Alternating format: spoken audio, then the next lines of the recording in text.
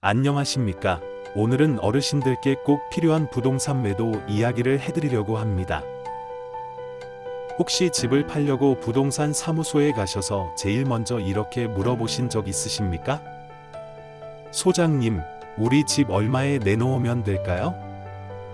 이 질문 편하게 하실 수 있지만 사실 굉장히 위험한 질문입니다. 왜냐하면 이 한마디로 집값 결정권이 내 손에서 부동산 중개인 손으로 넘어가기 때문입니다. 집을 팔 때는 가격을 얼마로 정하느냐가 가장 중요한데, 그 권한을 남에게 맡기면 결과는 내 뜻과 다르게 흘러갈 수 있습니다.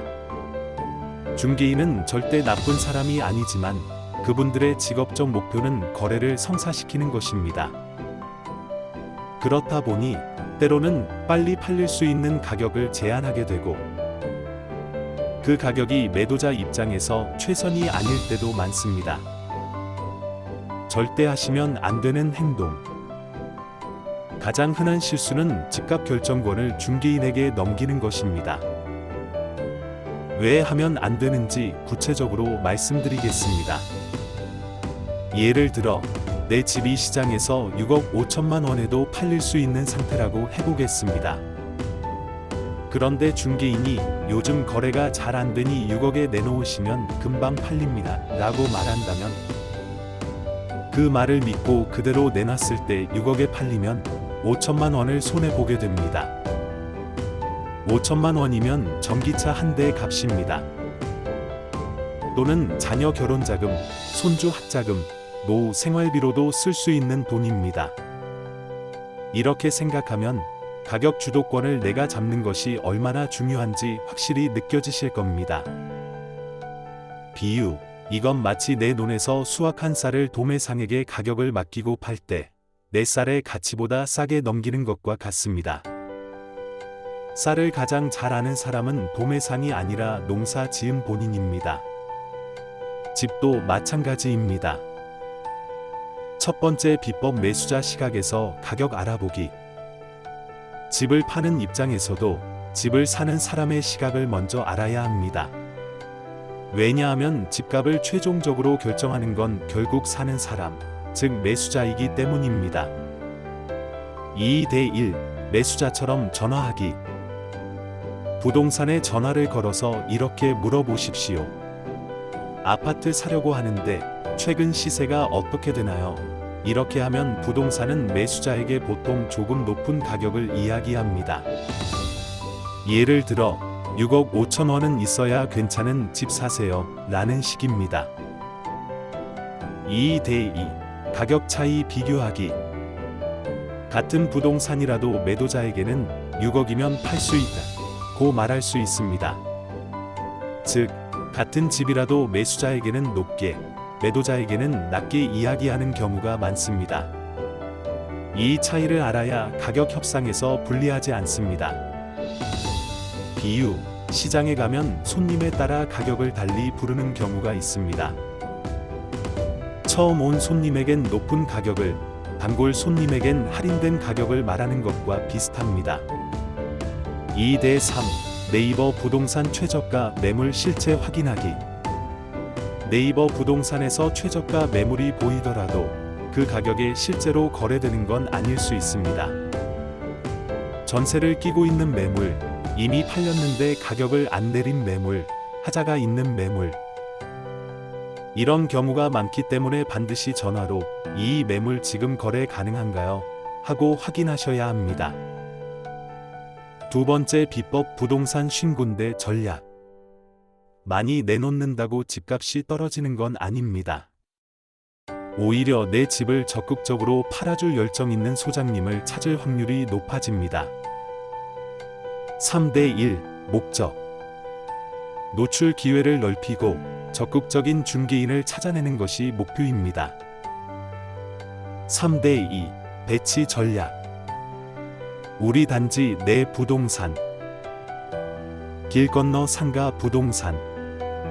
우리 집보다 1억에서 1.5억 비싼 지역 부동산.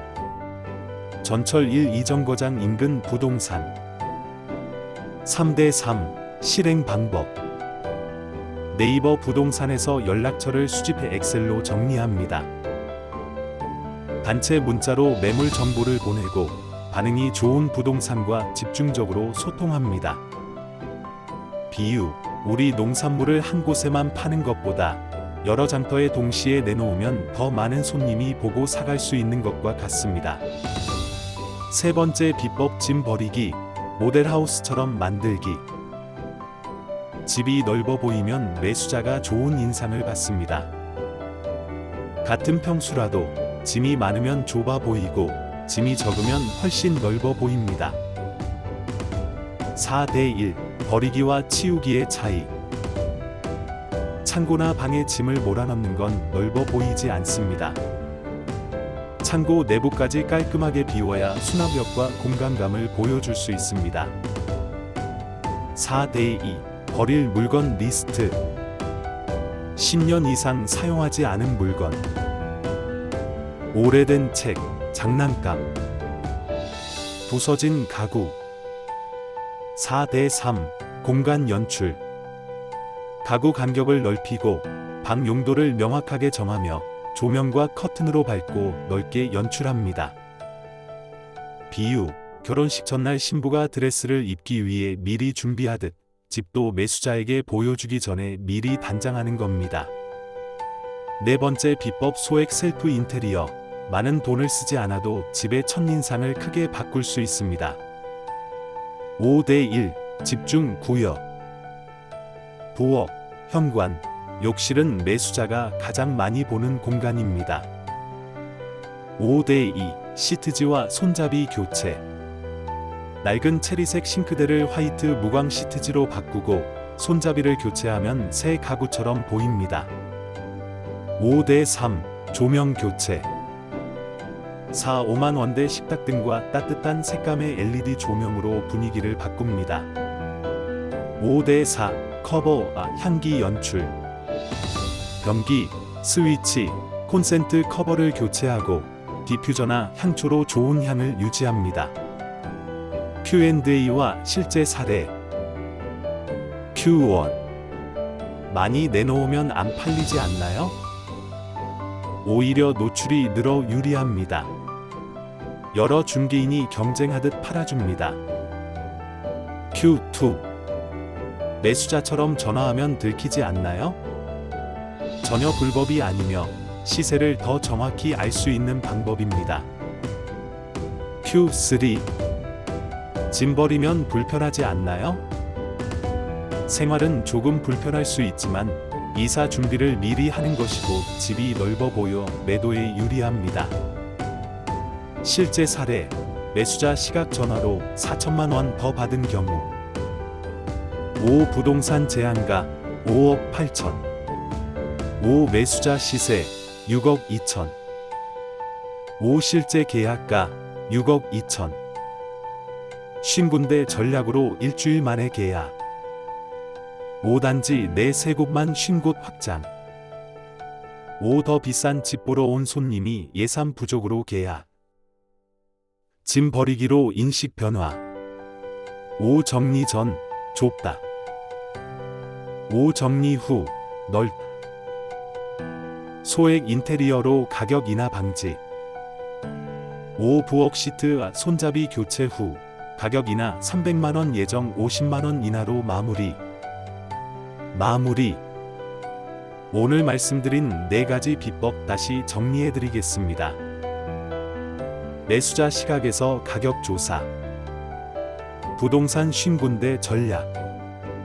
짐 버리기. 소액 셀프 인테리어. 집값은 시장이 정하지만 최종 판매 가격은 매도자의 전략이 결정합니다.